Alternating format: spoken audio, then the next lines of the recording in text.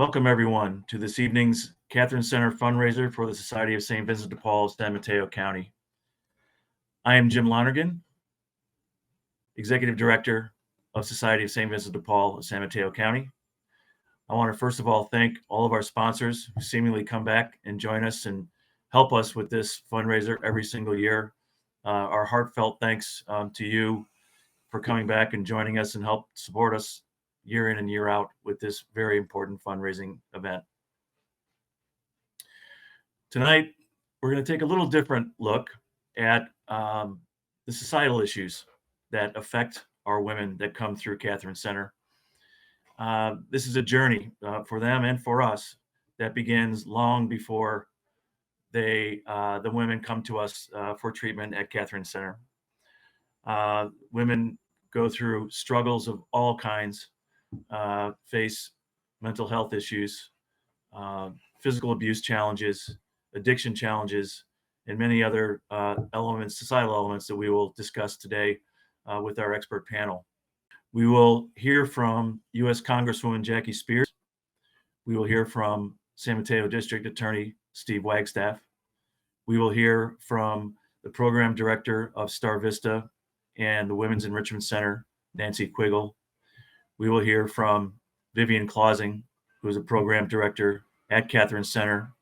And most importantly, we will hear from one of our very, very brave alums who will share her story with us and the brave decisions she eventually made to come to Catherine Center, work through the program, work on herself, and come back out the other side in a much more hopeful and positive environment. We invite you to join us in any way you can this evening by donating, of course. We thank you in advance for your very generous donations to the Society of St. Vincent de Paul, our Restorative Justice Ministry, and of course, our Catherine Center program. Ways you can donate are right here on our event page. You can text to donate. You can go to our website at svdpsm.org/donate, or you can do it the old-fashioned way, which is just send in a check at your convenience to our headquarters address, which is listed on this screen below. Also, there will be a very lively chat that will be going all throughout this event. Please feel free to join us within that chat. It's normally a very positive, very inspirational chat that goes on all during this program, and you're welcome to join us there. So please get involved, join us, and thank you again for being here.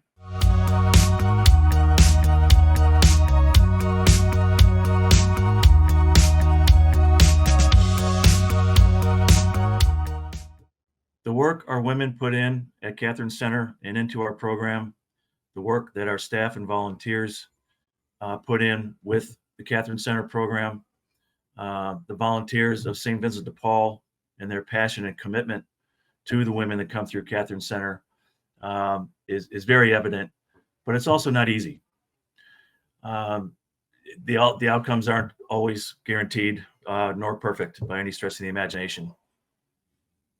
But by taking the holistic and spiritual approach to healing and transformation of the entire human being, the entire human spirit of the women that come to us through Catherine Center, we found that over the course of time, since 2003, we've had 185 women come through the St. Vincent de Paul Catherine Center program as part of our Restorative Justice Ministry.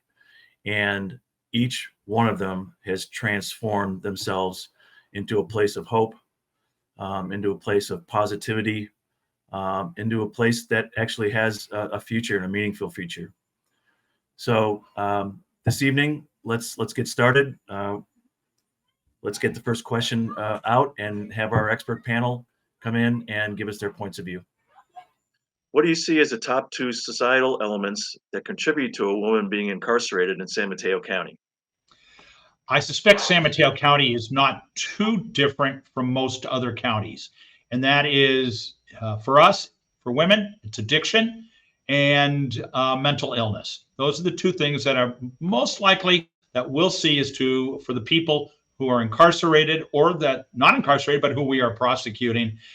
And this, as to one of them, is not a change. Addiction has been an ongoing problem for women in our community for decades. What has changed in the last, I would say, 5 to 10 years is we've had this phenomenal increase in mental illness. And I know that in reading everywhere, it's really become a quite an extensive problem that leads often to criminal behavior that gets women into our system. But those would be the two I would list as what we're seeing day in and day out in the cases we're reviewing. For San Mateo County, the number one drug, and it's been true for at least 2 decades, is methamphetamine. It continues to plague us horribly. Men and women are truly becoming, it's highly addictive. And while we do see fentanyl, you're right, Jim, fentanyl is becoming more and more of a problem. We're seeing overdose deaths in our county, not at the level that we're seeing in the surrounding urban counties, but we are still seeing an increase in fentanyl, but on a just a small portion of our cases compared to methamphetamine. Methamphetamine probably is engaged for our addiction issues and crimes that relate to addiction, thefts, etc. Probably 75 to 80% of our cases involve methamphetamine. And unlike them, as we all know, the methamphetamine that existed in our communities 30 or 40 years ago when I started in the business, the potency of it, the addictive part of it has just grown so much. And you know what, Jim? It is tied into that second component I mentioned a moment ago when I talked about addiction and mental illness. I work very heavily in our mental health courts here in the county. And what I know is that so many of our mental health problems are due to effectively, it's methamphetamine. Over the course of time, methamphetamine effectively burns your brain out. And we see so much mental illness that is not mental illness that's organic, meaning somebody was born with it or it evolved organically. Instead, it's drug induced. And that's why methamphetamine is certainly one of our trends there. Well, I would concur with the district attorney, Steve Wagstaff, that, I mean, he sees it up front and personally. I mean, it tends to revolve around economic issues. It's economic issues because the woman can't put food on the table for her family. It's economic issues because she can't care for herself. Drugs and addiction can be part of that component as well. And there's a pathway to rehabilitation. But then there are many, many challenges that are internal to the individual. There's the feeling like they can be successful. There's a lot of marginalization and stigmatization that comes along with substance use and mental health, so that the person's view of themselves has been altered to where they may not see themselves as somebody that has hope. And so that it might be difficult for them to take that step, or to trust that there's something out there, or to trust that they would be successful in the programs that are out there. Women are caregivers, and these women historically, I think, end up going to jail because they needed money and they found themselves in a situation where they could make money, oftentimes being a mule, not necessarily by making meth or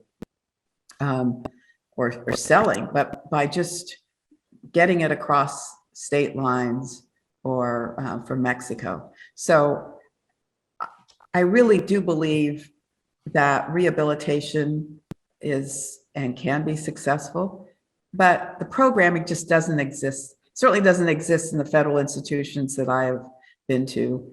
And I'm not confident that there's enough going on in San Mateo County, but it's something that I want to work with others in improving, because we do have a great county, great leadership. The same thing happens with a lot of people who have mental health issues that end up affecting their behavior, will end up being viewed for the consequences of their behavior, incarcerated, instead of looking at the underlying causes of the behavior and funneling them towards treatment.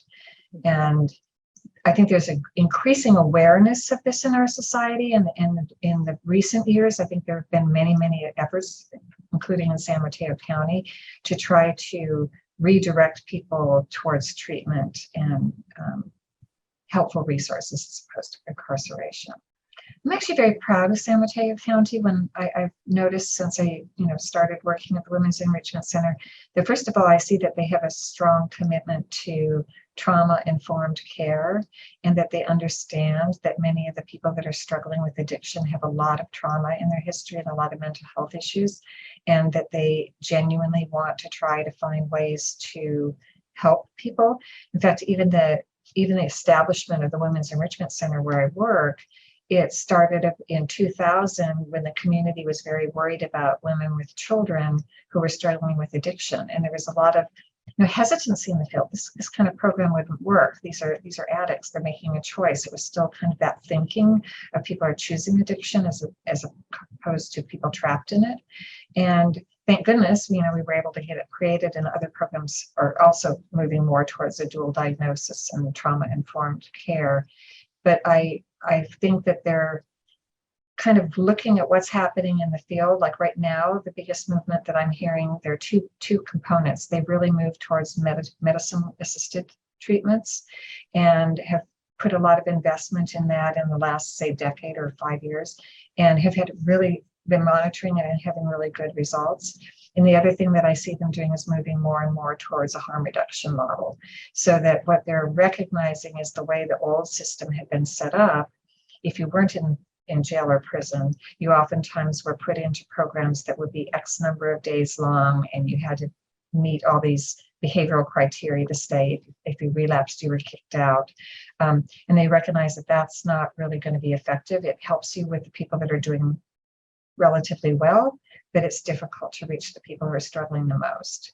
And so they're doing a really good job of trying to support all of the programs in figuring out ways to reach those people that are deeper in the struggle of the moment, and help them even when they're using, or even when they're still ambivalent about changing. But then there are other things, societal things that they've been through that are sometimes no fault of their own, like human trafficking and just getting into, situations with the wrong people that kind of help foster that lifestyle. And all of a sudden it creates a spiral, and, it's tough to get out. When you're into it, it's tough to get out of it. But when you have folks coming around that really have your best interests in mind, and maybe get you away from those kinds of people, and kind of get you around a more positive spiritual environment, a lot of times folks can see there is another side, there is another way out. That is particularly true for women. And I don't, this isn't any societal comment. It's merely an observation of what I've seen of getting women, whether it be trafficking victims or victims in abusive relationships. And you're right, it's getting them out of those situations that will lead to success. But it is a problem. It is a real major problem, because too often in the trafficking world, as we've talked about, Jim, too often it's the victims will go back to the only person who helped them when they were down and out. And we want to supplant that. We want to get the trafficker out of the picture and supplant it with all those wonderful people at St. Vincent de Paul and the other programs, to be the person that this woman can lean on, can rely on, to know I can trust them and they're going to help me to a new life. It's true. We started some years ago a zero tolerance for sex trafficking in San Mateo County, in part because we have the airport in this county. It became a magnet for sex trafficking.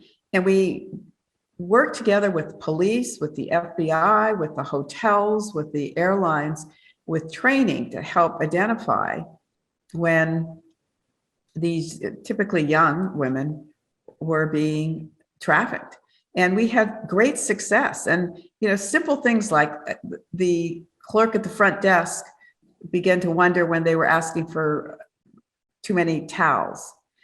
And within a short period of time, they found out that, in fact, I had an underage girl who was being trafficked. I think maybe people think of sexual, human trafficking as kind of the obvious one that may be out there, but there's indentured servants, there's migrant farm workers, there's all kinds of different levels of trafficking and what's going on out there. And we see a lot of that in the Bay Area, don't we? We certainly do. We had another case that we just finished from out in Half Moon Bay, where there was a company where the people working there over the course of 6 weeks during the holidays, the Christmas holidays, were unpaid, and they all kept working. They were told, don't worry, we'll have the money eventually. They did not. And we convicted that man who was running that company in Half Moon Bay of a felony for the same thing. And the victims in both cases have been able to get back on their feet. We got full restitution for the workers out in Half Moon Bay at that farm there. And they're vulnerable. You're right. They're vulnerable and get taken advantage of. And you're right. It goes way beyond just the sex trafficking. It's fascinating. It's one of the reasons that I find this job I'm in so fascinating is I do get to watch over the course of time the evolution of problems in the community and what's going on and what do we do? How do we stop it? I've always said the real goal of any prosecutor, any law enforcement officers, we'd love to put ourselves out of business. We know that won't happen, but it's still our goal, which is to try and reduce as best we can, because what we all know is, these problems that of addiction, mental illness, it doesn't affect just the person who is mentally ill or addicted. It affects their entire family. It affects their entire community. Thank you so much for tuning in tonight. We hope that you're finding this interesting and educational. Please remember to donate. Everything that gets donated tonight goes directly to help our women and will make a huge difference. You can donate by using the button, by going to our website, by texting, or the good old-fashioned way, write out a check and send it to us. Thank you so much for your support. There are many challenges that women in incarceration face, uniquely because they're women. Our panel is going to share a few thoughts on that. The number of women who are incarcerated today has jumped 8 times. It's like a 475% increase since the 1980s. And we do know that many of them, like 92%, I think, have been either sexually abused or battered. So they come already broken on one level or another, and then they're moms. And these children are left in, I think, very difficult settings. They're oftentimes very regretful for what they've done and really want to rebuild their lives. So that's where Catherine Center, I think, comes in. Most of their crimes are either drug-related or they're financial crimes.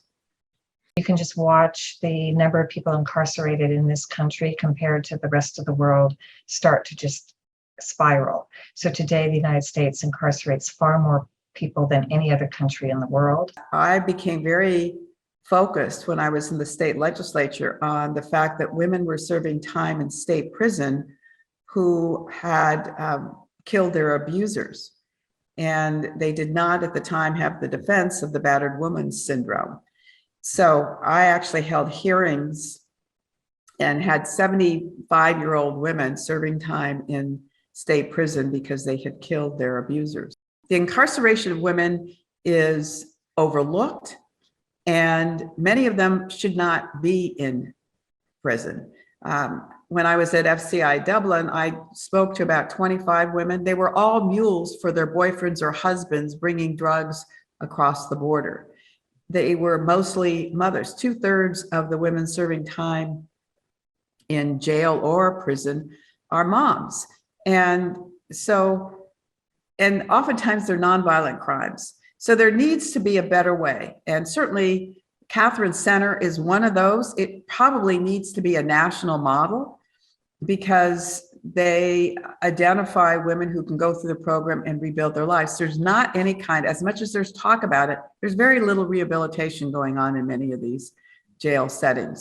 I'm very focused on women in prison. And since then in the Congress, I've been focused on the federal correctional institutions housing women. And I've now visited 2, one at Dublin and one at Victorville. And I'm going to be going to another one in Alabama. And they're forgotten. They're forgotten on a number of levels. One, at FCI Dublin, there was what was called a rape club in which the warden, the chaplain, and 5 different correctional officers have since either pled guilty or been charged with having raped inmates. And at Victorville, where I was with my colleague, Congresswoman Bass, just a few weeks ago, we spoke to so many women who weren't getting access to healthcare. One woman had had 6 abnormal mammograms and had not yet had any kind of helpful services being provided to her. I go in as myself, but we all oftentimes get tips on people that we should talk to who may have been abused, for instance, or assaulted. Sure. And so we ask to speak to them in addition to anyone else who wants to speak to us. And it's pretty evident where there's problems, and because it's repeated over and over again. And so I think that it's important for Catherine Center to be able to get back into the jails too. Sure. Because, and I will work with Catherine Center to make sure they can get back into the jails. It's in everyone's interest that we find a way to help these women rebuild their lives and to be good mothers to their children. There's always been an emphasis on treatment. There's always been an emphasis on what can we do to get people into treatment so that we can help them. But the manner in which we're doing that now has changed. The manner in the first half of my career, 2 or 3/4 of my career, was always the big stick approach.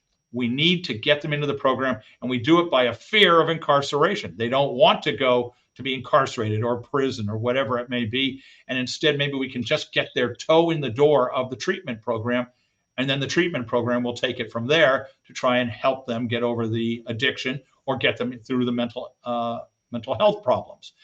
And what we've done in society is we've sort of moved away from that approach of the big stick, the warm hand and the big stick on that line. It doesn't happen as often. And so what we do instead is we just try and emphasize through, constant, almost badgering we will do with the people who are committing crimes, who suffer from these maladies. We will really try and just push them into the program in every way by trying to do it with logic. We are not doing it by locking them up anymore. That is not the methodology. Now interestingly, it's had both a positive, because we have more people in treatment now than we had in prior times. But the other side of that coin is that for the small offenses, for the cases such as being caught where police caught somebody and they were under the influence of drugs or alcohol, that used to be a minimum 90 days in county jail by a statute. And that has now changed.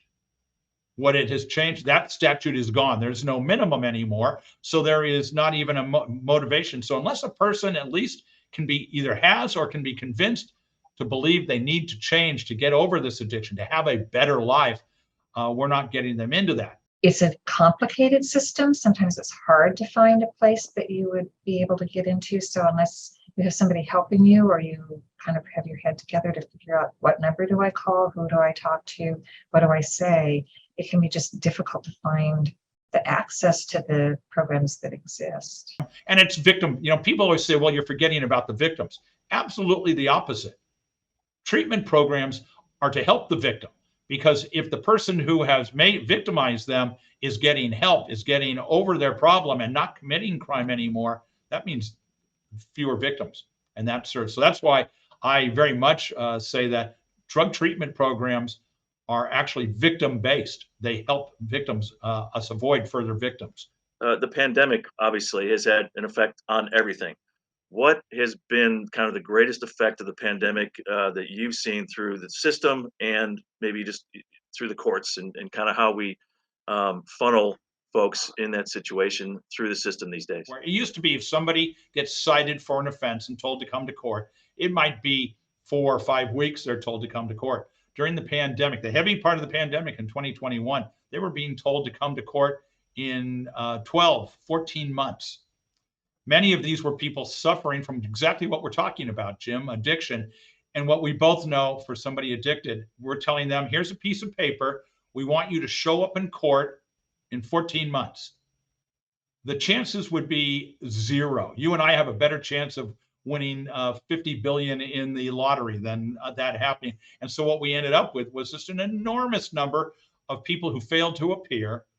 Warrants for their arrests go out. That increases the burden.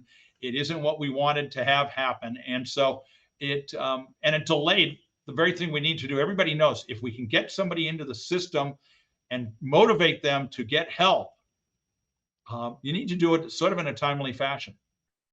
In some respects, the pandemic was very painful for women because they were expected to still, if they had jobs, do their jobs and also take care of their kids and teach their kids.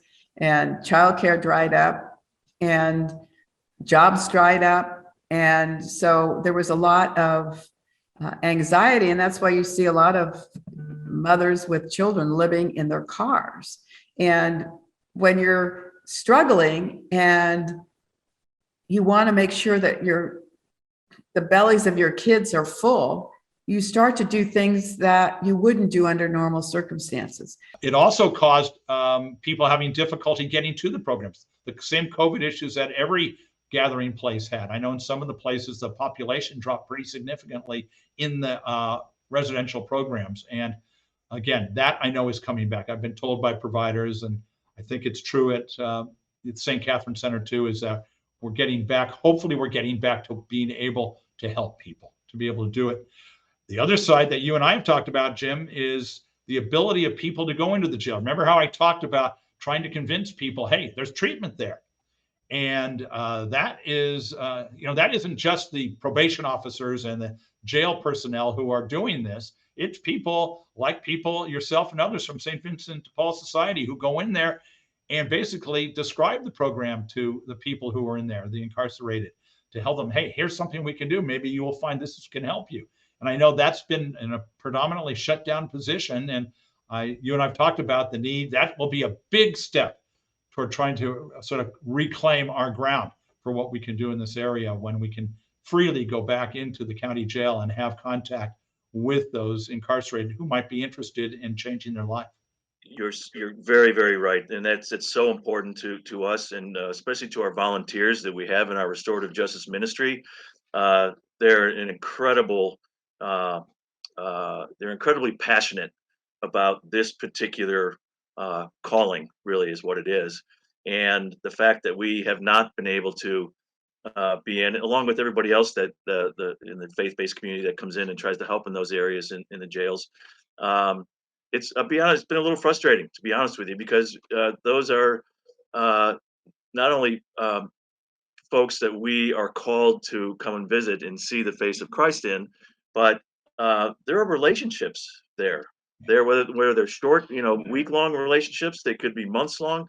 You just never know how those relationships are going to foster themselves into being something very positive.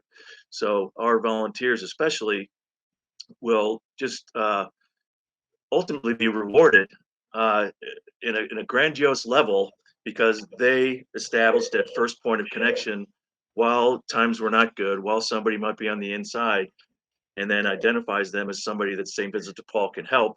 And then hopefully, 6 months, a year, 2 years, 3 years, 5 years down the road, we are able to play an important part in those people's lives and help turning them around to head on a better path than they're currently on. So it's really, really important to us to be able to get back in and rekindle those relationships and start to figure out who we can help.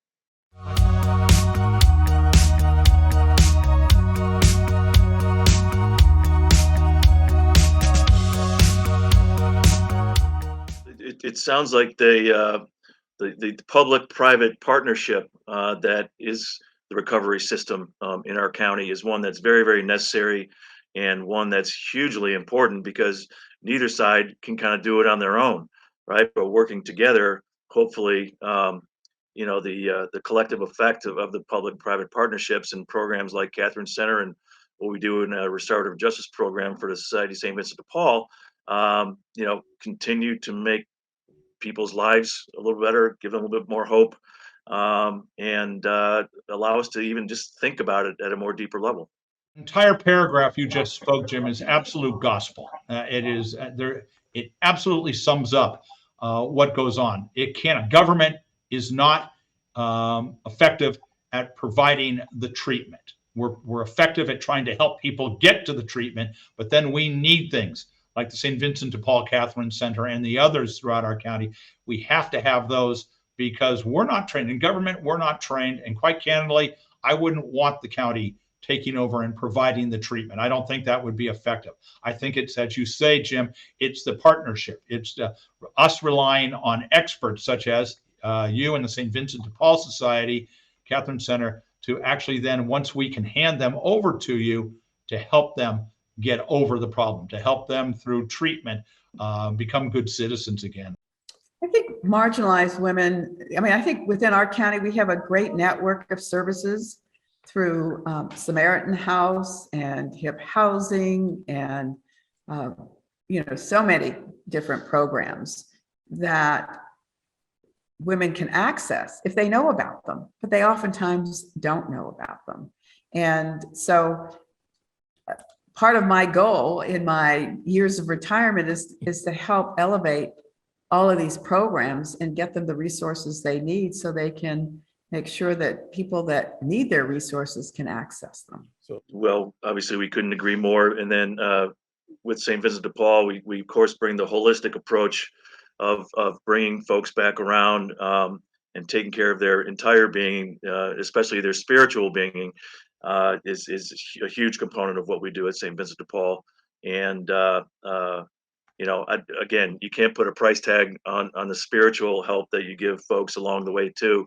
But we've found with our Catherine Center program that's really the key to everything that we do here. Yes, the money is hugely important for us to be able to take care of those in our care when they come to us. But the folks that we have behind the scenes, all staff, our volunteers, certainly, and everybody who's part of the Catherine Center program are some of the most dedicated folks I've ever met in my life. And the proof is in the pudding. Over the many years we've had this program in place, there's been a lot of folks that have come through and lives that have changed for the positive because of it. It's pretty darn close to miraculous. It's really something of God's hand reaching out and helping to guide people like you to be able to help all the women that St. Vincent de Paul helps out. It just causes me every day to be so impressed with our community. People always talk about, oh, what's this world come to? People, nobody cares about anybody or anything like that. And I said, they're just not looking at the world around them, because there are people all over our community who are out there doing truly spectacular things that make me proud to be a member of San Mateo County and our community. Even just within the St. Vincent de Paul organization, we're 2,600 members strong. So there's a lot of people out there helping us do what we do every single day. So we're very blessed and thankful for that. The real work gets done after we can get them over into your hands at St. Vincent de Paul, who can then carry them, whether it needs to be for 6 months, a year, or 5 years, on whatever it takes to help the person. And so, like I say, all we are is we're really just the doorway. And our goal is to try and help them through the door so that you can be on the other side there with open arms to get them and help them on the right path that we want. And recidivism is something that, plagues our society and plagues folks who are in this position at a tremendous level.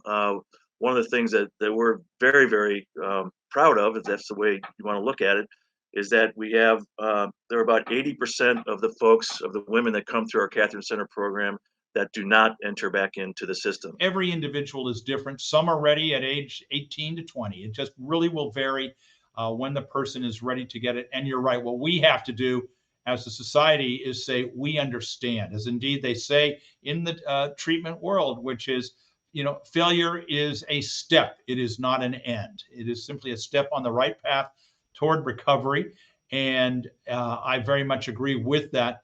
There is a part of recidivism, though, that takes, what would I phrase it? It's more than simply getting them to get over their drug problem. That's a big one.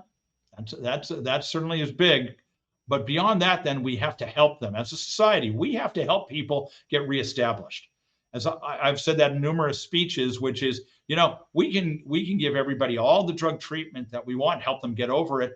But if they don't have a job, if they don't have a place to live, the slip back, the recidivism it was going to be there again and again, because we have to help people not just basically be restored to their former self. We need to be able to get them to where they can become good members of our society.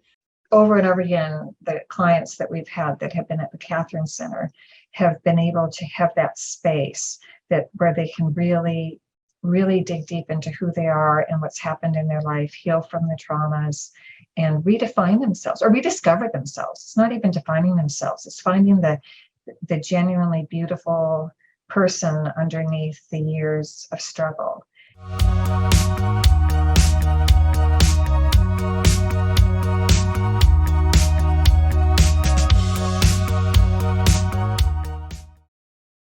Good evening. My name is Vivian Clausing, and I'm the Program Director at SVdP's Catherine Center.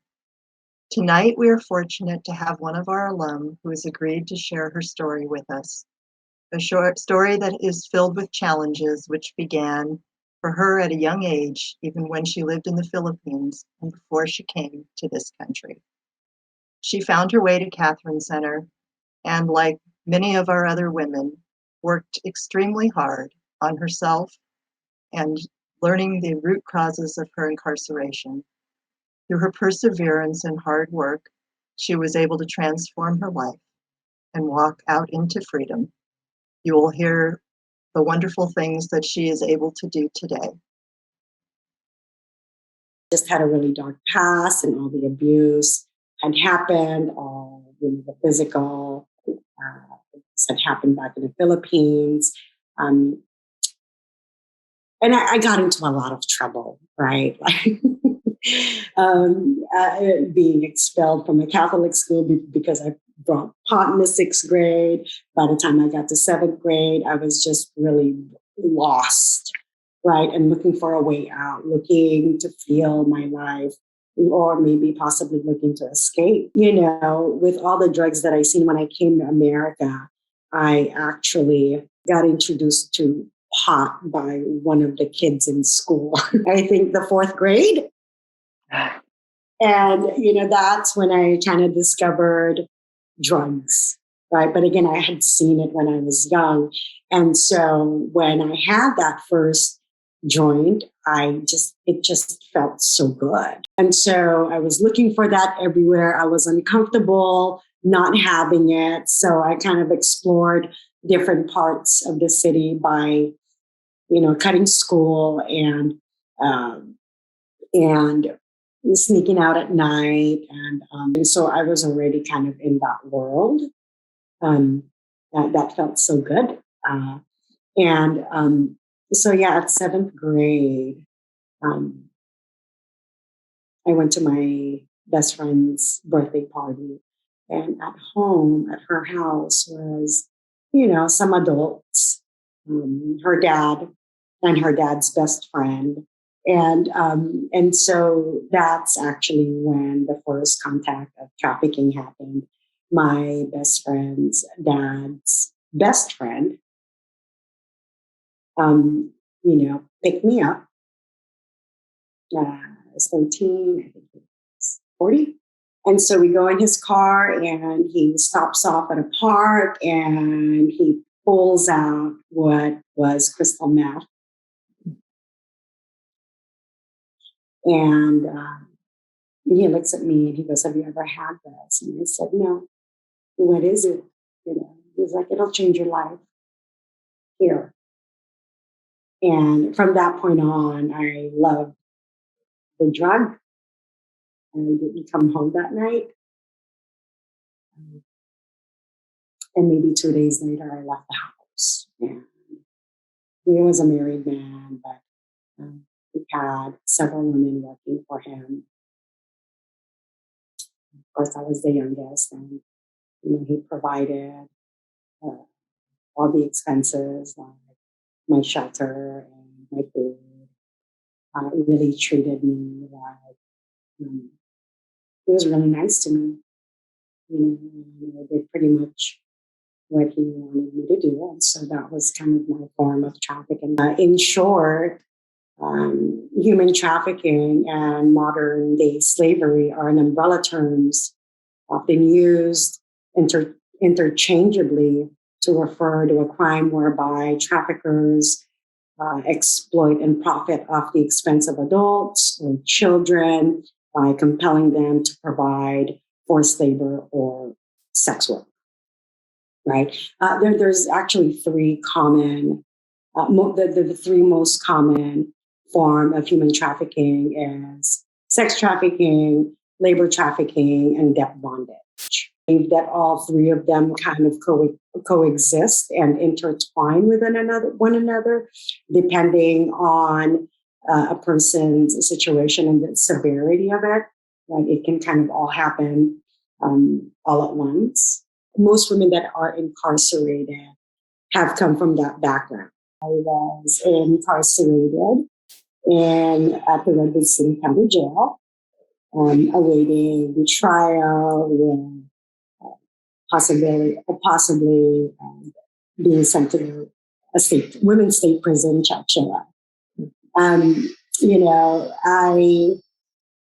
I've been in and out of jails quite a bit of times and had the option to bail out, but this time I couldn't, right? And so I was stuck doing time, and it was really a different place for me. I didn't like the experience. You know, during my time in confinement, whether it was 30 days or 3 months, you know, I learned a lot about science. And the only book that I really got in there was the Bible. So I was moved to read that in all of my spare time. And you know, and I started to gain a lot of knowledge about, you know, religion, in which I had lost when I was a child, you know, when I was a kid. You know, Philippines is a Catholic country, but I never really connected to that source of power until I was incarcerated. And so one day, there was this man that kept coming in the jail, and you know, I got really curious about him until one day I asked one of the women, "Who is that man over there that looks all friendly and clean and polished?" And joyful. And Brother Marty is actually my first point of contact. He's affiliated with the Catherine Center. He is the jail chaplain. He is the one who interviews women and gives them the opportunity to work their program and transition from jail into the Catherine Center. Now, it's not easy, right? Because, you know, when he told me, well, we need to build a relationship, and, you know, I need to know where your mind and your spirit is, right? And then I was like, okay, right, this is new for me. And no one's ever really wanted to get to know me in that way. And so I was a bit confused because my relationship with men have always been violent and scary and overwhelming and horrific. The first male role model that didn't want anything from me but to help me. He came to see me once a week. We developed a relationship, and 6 months later, he told me about the Catherine Center, and I thought that it was, you know, a magical place. And we just developed a friendship, and I trusted him, and he saw light in me and offered me the golden ticket to the Catherine Center. Having contact with Brother Marty, Sister Marguerite Lizette, and Sister Bear, right? Like the spirit was so elevated, and I felt so warm and held by them that I was excited to make it to the Catherine Center, right? Because these people had light, like shimmering behind them, you know. When I arrived at Catherine Center, it just had this quietness about it, this serene, untainted, safe place, right? It just really exuded, like it allowed me to open, right? Walking into like a rich house filled with gold. When you go up the stairs, you can just sense the vibration, of love in the entire place. And, women welcomed me, asked me what my name was. And this place really allows you to grow from within, right? I literally felt the spiritual growth, and I really wasn't even aware of what that looked like. But that's what I felt when I was there. I love the Catherine Center. The program really, they plant organic seeds for hope in the future. There's just so many great things about the program, but mainly the way that they deliver light and energy from an authentic place, right? A loving place. I knew I was in for the ride, of my life. Everything just felt so good, and anybody whom I came in contact with just really wanted the best for us, and that was really it was proof, with whether it's a volunteer or people offering different programs.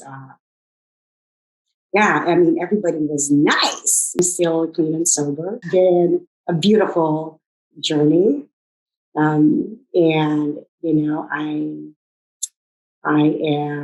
live a pretty healthy, active lifestyle. I host different retreats, offering yoga, meditation. I'm currently in a process of creating my children's book. I have a series of a children's book that I'm hoping to launch by next year. I'm just really happy with my life. What a powerful story. It's not easy to overcome challenges. Thank you so much to our alum for sharing her story, which is not easy to share. Much appreciation. You look at programs like St. Vincent de Paul's Catherine Center and how they ultimately help in our community. Why are programs like this so needed? I think the Catherine Center is amazing in that it really provides a person an opportunity to be in a place where they are genuinely cared for, valued, not judged, and given security to have a whole year or more to truly focus on all the reasons that they ended up in addiction and to heal, the path to recovery is so complicated and involves so much of shifting the way you view the world and yourself, in learning to trust yourself and others.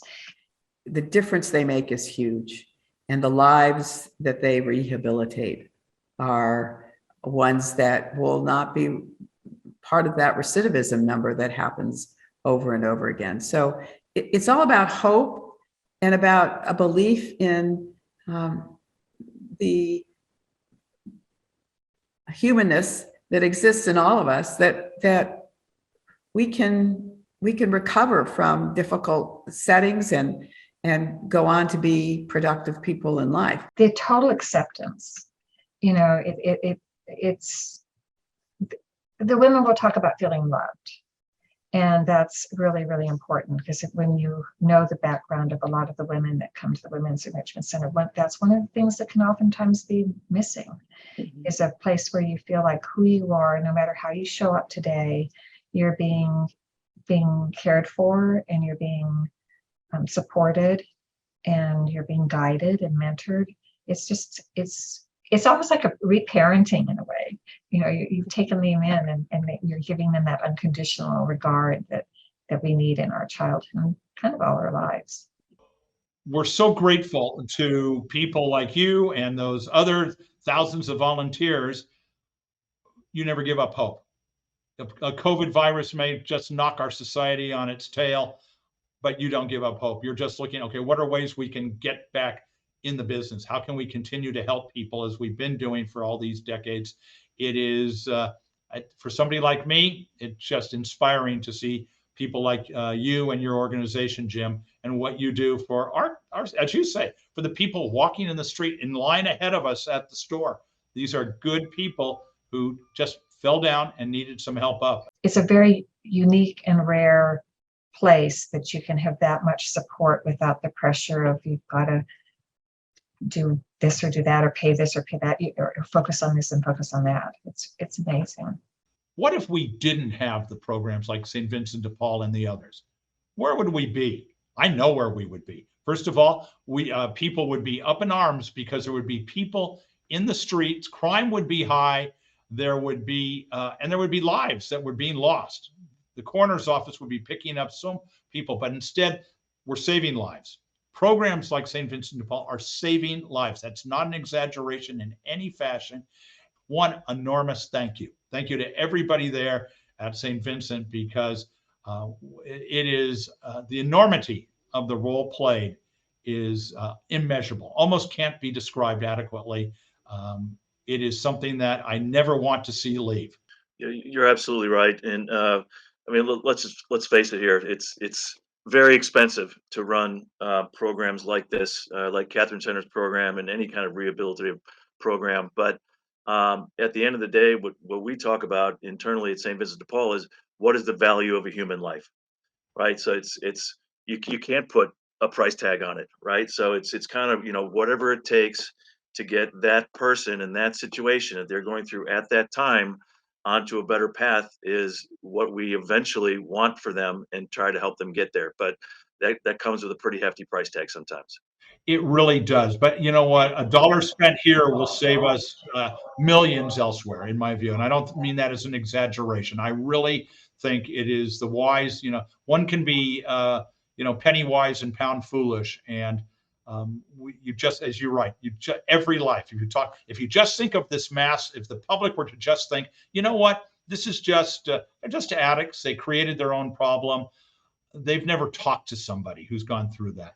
It's a great way of supporting an organization that quietly and so effectively helps women regain their dignity, their self-respect, and their ability to become economically productive for their families.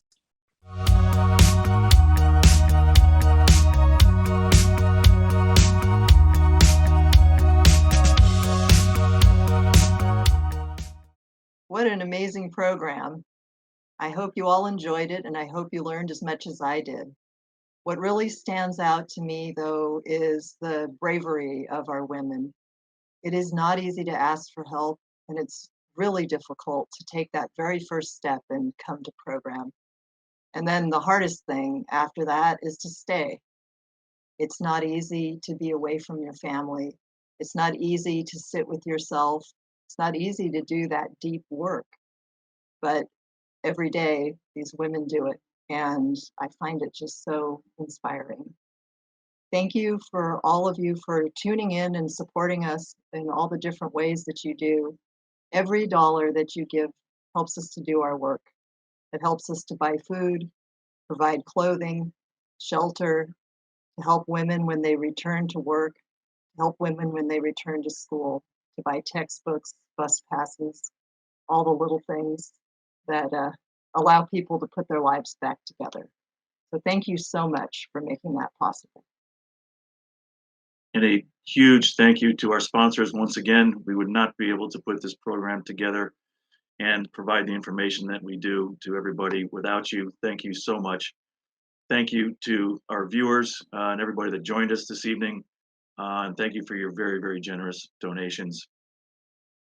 Thank you to our panelists, of course, Jackie Spears, Steve Wagstaff, and Nancy Quiggle for their expert information that was shared through this program and to us all.